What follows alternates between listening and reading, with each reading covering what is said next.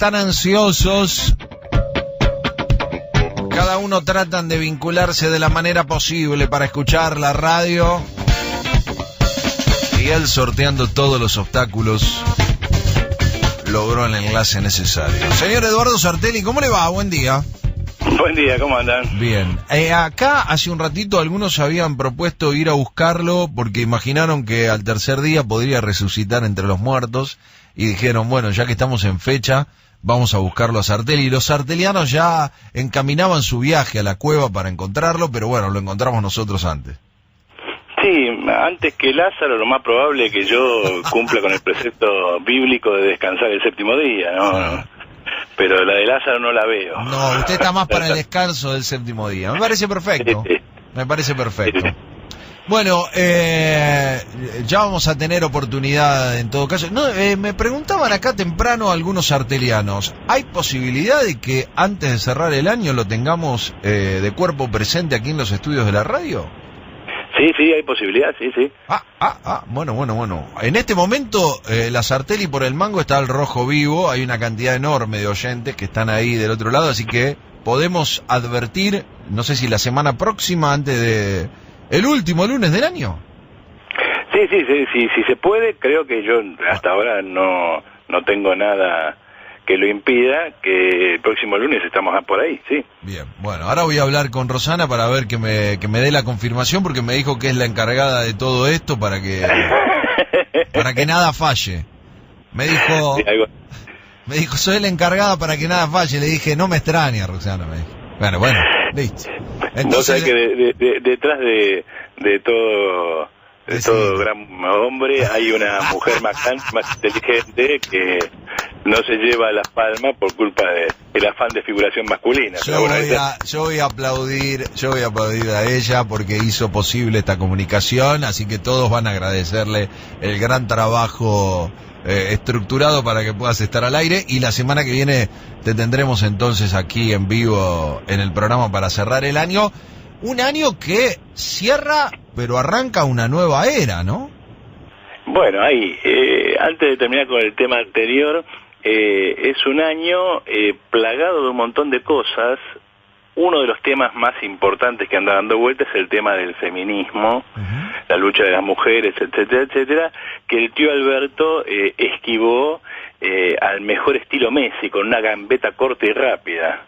Es decir, lo puso a Ginés a restaurar el protocolo famoso que Macri no supo qué hacer, y con eso ya da por cumplido todas sus promesas simultáneas. A la iglesia no va a haber aborto, a sus seguidores vamos a empujar este tema. Yo, cumpliendo con la honestidad que me caracteriza, digo, lo mejor es llamarla a Rosana para esto. El día que puedan y quieran tener una idea de un panorama del feminismo argentino, de en qué está esta situación, no solo del aborto, sino de las violaciones, los transfemicidios, la cuestión trans-travesti, llámenla a ella, que es la mejor especialista en esto que van a encontrar.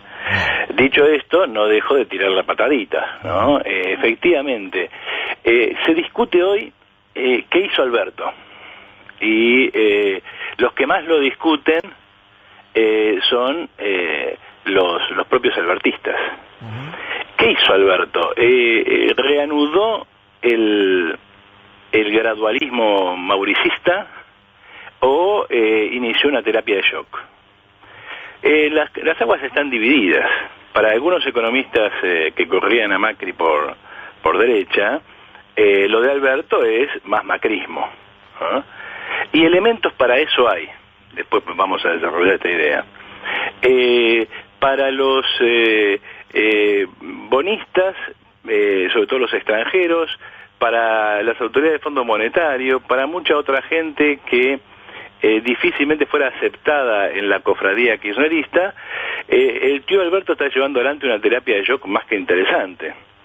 Un diario calculaba, me parece que se quedó corto, hace poco, el domingo, calculaba que entre los ahorros de las jubilaciones, entre los ahorros de las paritarias que van a quedar congeladas a cambio de sumas fijas, entre los ahorros que se producen por todas las acciones colaterales de estos movimientos, y sobre todo por el impuestazo, no solo al campo, sino impuestazo generalizado, los ahorros que el gobierno ha logrado hacer orillan los 6.000 millones de dólares. Lo cual es un ajuste hecho y derecho en toda la regla. O sea, acá no hay mucho para discutir. Un ajuste progresista. ¿A vos te parece? No, bueno, pero... no quiero saber cuál es el otro. Vos sabés que no recuerdo a quién leía en esos tweets cortos que a veces uno suele repasar, que decía el neoliberalismo que se fue haciendo populismo con endeudamiento externo, ahora le toca al peronismo hacer el ajuste. Es poco habitual que alguien lo plantee de esta manera. El peronismo llega para hacer populismo. Sin embargo, como no hay con qué hacer populismo, uno imagina que llega para hacer un ajuste que en algún momento le tiene que tocar hacerlo, pero que después va a reblandecer un poco su vinculación con los sectores más postergados. Quiero imaginar, por eso digo, a los que rápidamente buscan la etiqueta para ganarse, qué sé yo, también algún beneficio, esto los lleva a preguntarse si esto es el progresismo, el ajuste progresista. Es que, a ver, básicamente cuando vos escuchás que salvo los defensores acérrimos del kirchnerismo, todo el resto del mundo dice, esto es un ajuste, entre comillas diría yo, sin comillas dirían otros, neoliberal.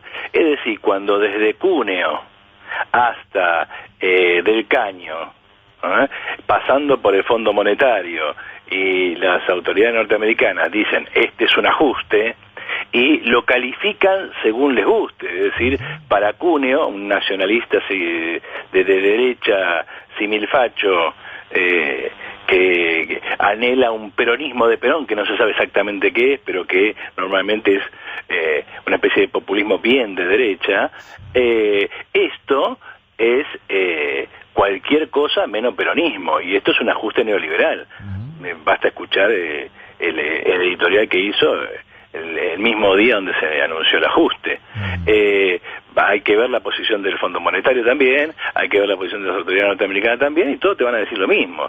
Obviamente Del Caño te va a decir un ajuste, que es un ajuste contra los trabajadores, pero todo el mundo, salvo los kirchneristas. Pero yo quería pensar esta columna como la apertura de una nueva era, pero la era del cinismo, la era de la caradurez, la era en la cual le vamos a llamar a algo con el nombre de su contrario.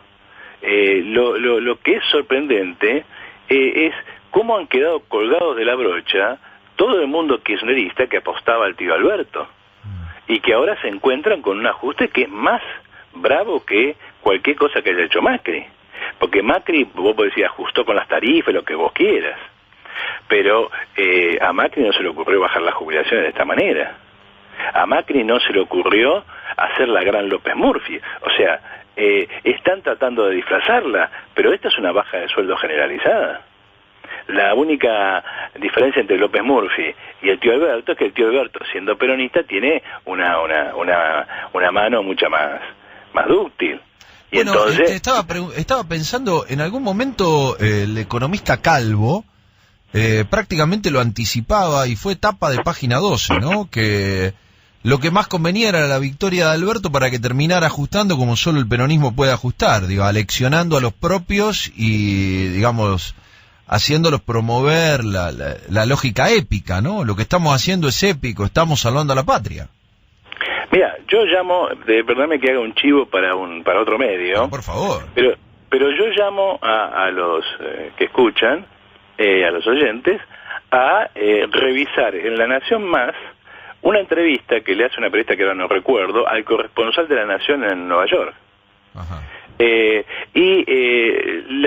La convicción de los círculos de negocios, o sea, la gente que tiene la gran torta, sí, en Nueva York, es que solo el peronismo puede hacer esto. Y es una idea que vos la encontrás, por ejemplo, en Jorge Asís todo el tiempo. O sea, Jorge Asís, ¿qué te hace? Te reivindica a Menem. Menem es el único que puede hacer esto. ¿Por qué? Porque es peronista. Entonces, lo que necesitamos es un neomenemismo. La pregunta de Asís es si Alberto encarna eso. Ya todas sus consideraciones corren por su cuenta, pero lo que está claro es que la idea de un ajuste popular, es decir, de un ajuste que la gente se aguante, tiene que ver con ¿qué? Con la posibilidad de que haya un mecanismo de represión de cualquier rebeldía y que ese mecanismo no esté en el Estado. Porque, ¿qué sucede cuando vos querés reprimir una rebelión desde el Estado? Preguntale a Evo Morales. ¿Cuál es el problema de Evo Morales? ¿Por qué Evo Morales cae? Y no cae por un golpe, sino cae por una movilización popular manejada o capitalizada por los sectores más a la derecha, que es el temor que tiene el kirchnerismo. Ahora vamos a explicar por qué tiene ese temor. Evo Morales, durante su largo reinado, desarmó a su propio partido. Su propio partido en realidad era una coalición de movimientos sociales muy vitales, o sea, que habían surgido de la lucha misma. Campesinos de aquí, campesinos de allá, mineros de esto, mineros de lo otro, población de aquí, población de allá, todos los cuales habían luchado durante años y terminaron coaligados en torno a la figura de Evo. Ahora, todo el gobierno de Evo consistió en desarmar todo eso. ¿Por qué? Porque todo eso le desafía su poder.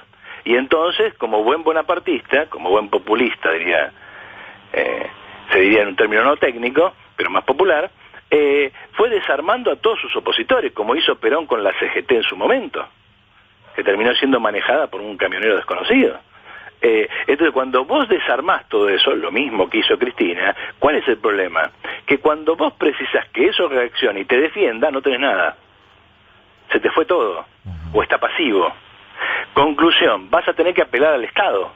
Pero la represión estatal, salvo que vos seas capaz de organizar el aparato del Estado de una manera muy estrecha y muy férrea y lanzarlo a hacer una tarea bestial sin ningún problema, es decir, salvo que vos hayas podido regimentar el aparato del Estado al estilo las dictaduras de los 70, ese aparato tiene muy corto vuelo.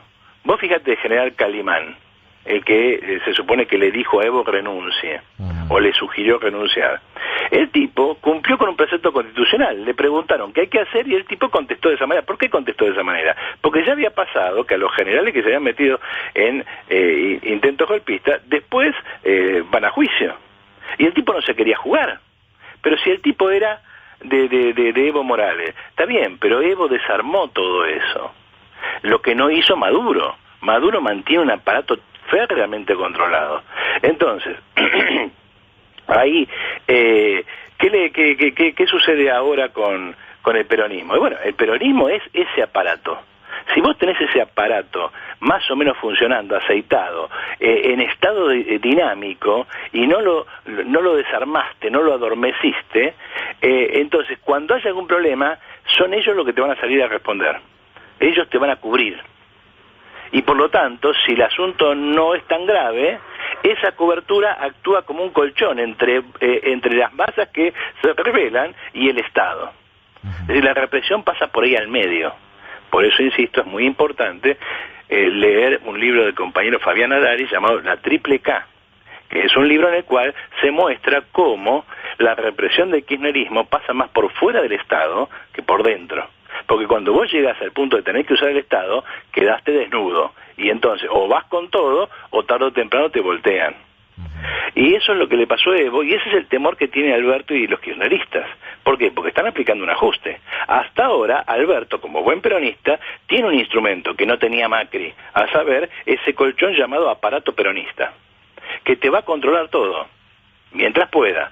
Te va a controlar cualquier insurgencia en la clase obrera mientras las bases no sobrepasen a la burocracia. Te va a controlar cualquier insurgencia en los barrios con la CETEP y el Papa, mientras las bases no sobrepasen cierto nivel. Obviamente, cuando la crisis sobrepasa cierto nivel, todo eso se desborda. Ahora, ese colchón necesita tener credibilidad, es decir, necesita creer en lo que está haciendo, porque además necesita ver algo, porque ese colchón no es simplemente represivo, tiene que negociar también. O sea, yo no te voy a las paritarias, Alberto, pero tirame un mango, aunque sea bajo la forma de bono, porque si no, no lo puedo controlar. En ese contexto, ¿cuál es el temor de Alberto y los kirchneristas? Una situación a la boliviana. ¿Por qué una situación a la boliviana?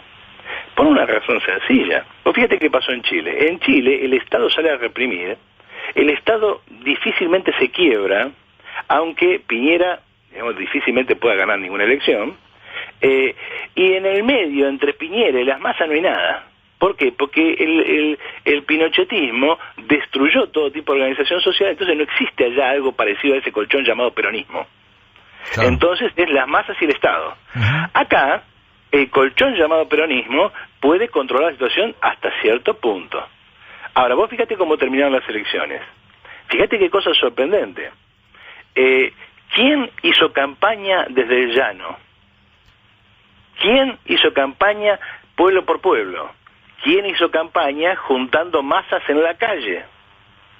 Desde las movilizaciones que cerraron las campañas electorales de Alfonsín y de Luder en el 83, que no se veía el 9 de julio, 500.000 tipos. Sumale más, sumale menos, lo que vos quieras. ¿Y eso quién te lo junta? Mauricio Macri. A ese temor, la posibilidad de que esas masas puedan movilizarse más allá de, y Cristina ya lo vivió, acordémonos los cacerolazos contra Cristina, no solamente puedan movilizarse, sino un descontento social producido por el ajuste que está en marcha, le puede dar a esa masa más asalariada, acomodada, clase media, una base popular.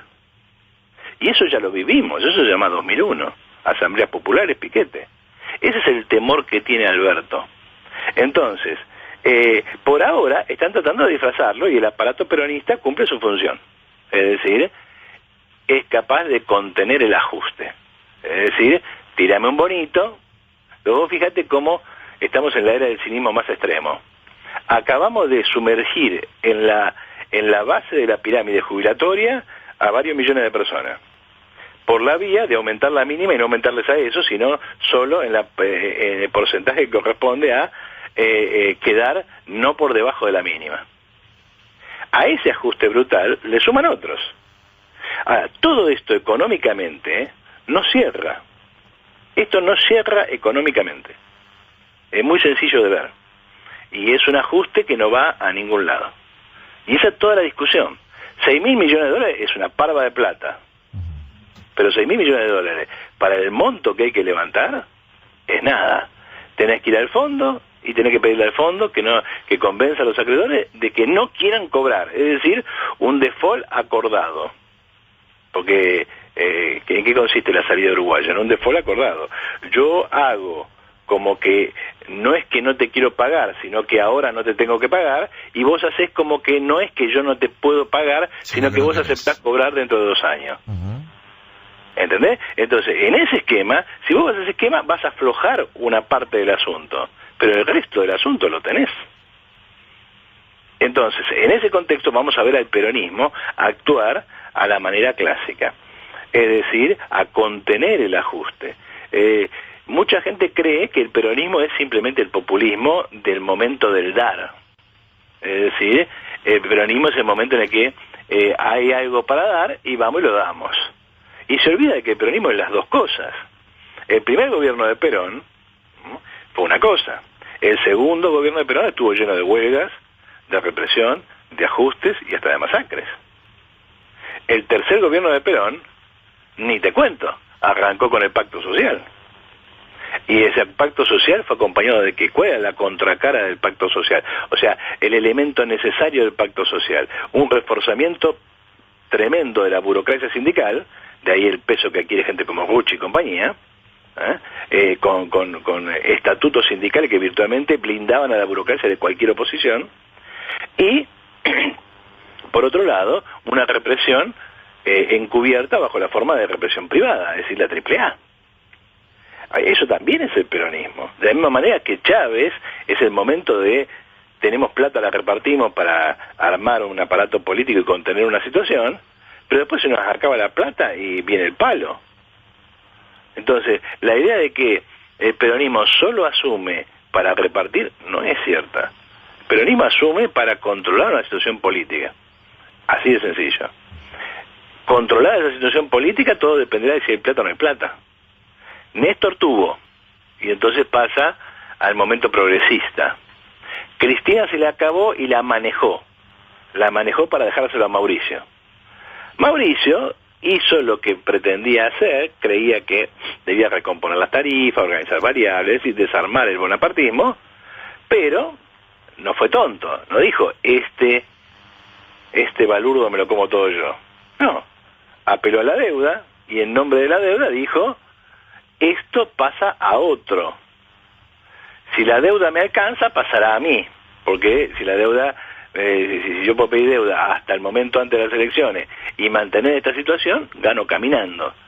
Si no me alcanza la deuda, si la deuda me gana la carrera, perderé y el balurdo le queda a otro. Bueno, esta es la situación del tío Alberto. Por eso vamos a ver una época de cinismo extremo, porque vamos a tratar de llamarle a una cosa lo que es en realidad su contrario.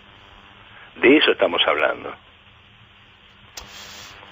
No tengo palabras, me parece que pasa lo mismo. Noto una apreciación de silencio en base a lo que estás diciendo. Efectivamente, ahí estaba viendo medio de rebote que algunos anuncian que ante el freno de esta ley jubilatoria, el freno de la actualización de la ley puede llevar a que algunos jubilados se presenten ante la justicia. Por eso algunos creen que blindaron la negativa de la justicia impidiendo las jubilaciones del sector judicial o que el sector judicial tenga que hacer su ajuste, ¿no? Pagando ganancias, por ejemplo. Claro, pero vos fíjate cómo efectivamente empiezan a saltar las contradicciones y tenemos que empezar a afinar el aparato. Porque como vos decís, si esta gente va a la justicia y la justicia lo que es, le va a pedir algo a Alberto. Claro. Y Alberto le va a decir, ustedes están exceptuados. Y entonces la justicia va a fallar lo que Alberto quiera.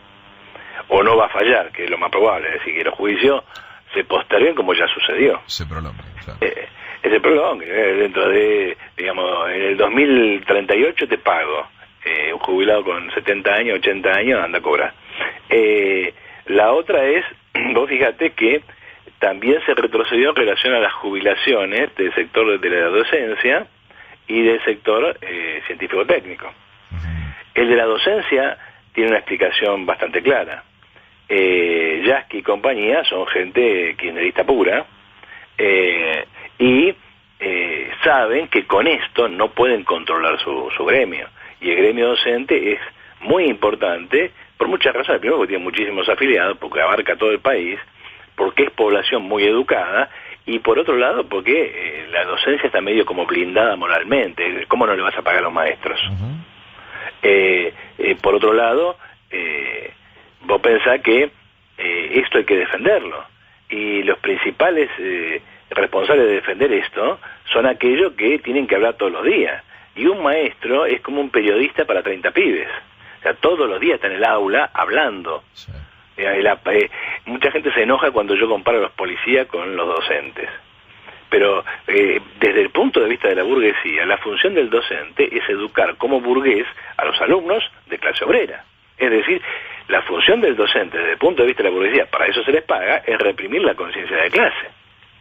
Y hablarles del ciudadano, y la libertad, y todas esas cosas que no existen en ningún lado, salvo en la imaginación de Milei. Entonces, a esa gente, si vos no la tenés contenta, tenés un megáfono en cada aula. En cada aula tenés un megáfono en contra.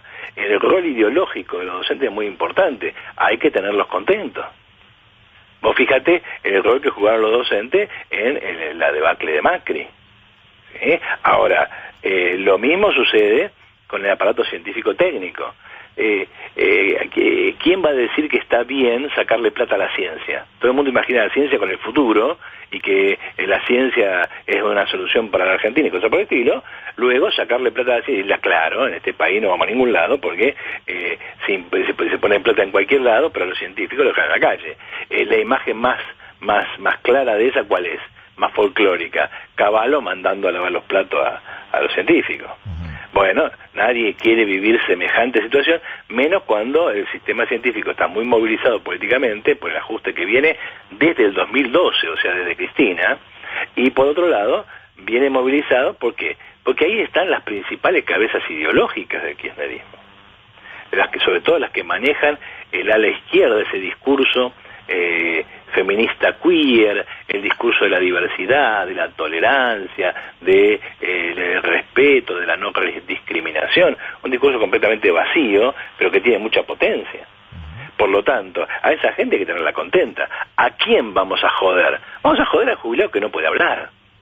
O sea, ese tipo que está que gana un poco más de 19 y que está en la misma miseria que la de los anteriores. Pero desde el punto de vista de la estadística argentina, ese tipo no es pobre porque está por encima de la línea de pobreza. Es completamente un disparate. Lo que estamos viendo es un ajuste a la base de la pirámide jubilatoria. Estamos hablando de 8 millones de personas, no estamos hablando de dos tipos. Y estamos hablando del principal problema del capital a escala mundial y del capital en particular en Argentina, porque a nivel mundial el problema jubilatorio es un problema. Por un montón de razones que algún día charlaremos con más detalle. Sí, bueno, pero en Argentina eso es mucho más agudo. Se ve en Francia, ¿no? En Francia está atravesando esa discusión fuertemente. Creo que hoy leíamos que Macron desistió de su jubilación. O sea, hay un montón de detalles que marcan efectivamente que el eje de la discusión sobre el tema de la jubilación es clave. Así que bueno, veremos cómo continúa esto y el próximo lunes te tendremos en vivo acá, Eduardo. Sí, señor, salvo que diga lo contrario, porque se me haya cruzado algún cisne negro en el medio, allí estaré. Una última apreciación. Es insoportable la ceguera voluntaria de la masa de los militantes kirchneristas. Es insoportable. Ya llega al nivel de... había un chiste que contaba mi viejo, ¿no? Era un chiste de gallego, de aquella época en que los gallegos eran, digamos, el foco de todos los chistes en Argentina. Uno le dice a otro, este queso está bueno, y el otro le dice, no, es jabón, no, es queso, es jabón, no, es queso. Y al otro ya le salía espuma por la boca, pero seguía insistiendo con que era queso. Bueno, la misma metáfora. Es ajuste, no es solidaridad, ¿sí? Ajuste, sin H, con J, ajuste, no solidaridad. Que tengas una buena semana. Un abrazo para todos. Tengo un sapo acá para comer. Chau, chau. Ahí estábamos con Eduardo Sartelli, como cada lunes. El próximo lo tenemos aquí en vivo, agarrando la Sartelli por el mango.